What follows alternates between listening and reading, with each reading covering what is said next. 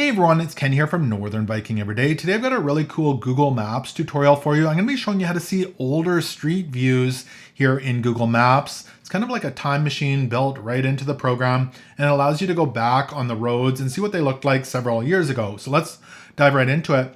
Now I'm going to scroll in here towards Houston, Texas, and on the road to Galveston here, I know there's an outlet mall as well as a Buc-ee's gas station, one of our favorites right here.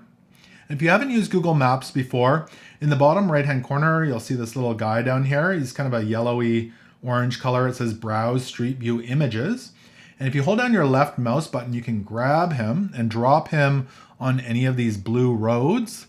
And you can see what it looked like on that road. So I'm going to just drop him here in front of Buc-ee's. And you can hold down your left mouse button to turn around. And there it is, Buc-ee's, Texas City. Now this footage or this image was taken in January 2025, but here's where the magic happens. You can see there's an option that says see more dates right here. And if you go ahead and click on that, it's going to load up a bar here at the bottom.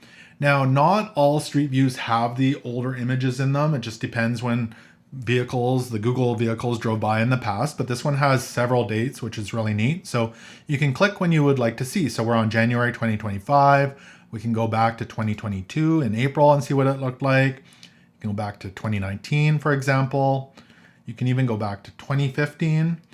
Now, this is where it gets really interesting. If you go back to 2013, we can see what it looked like while they were building it.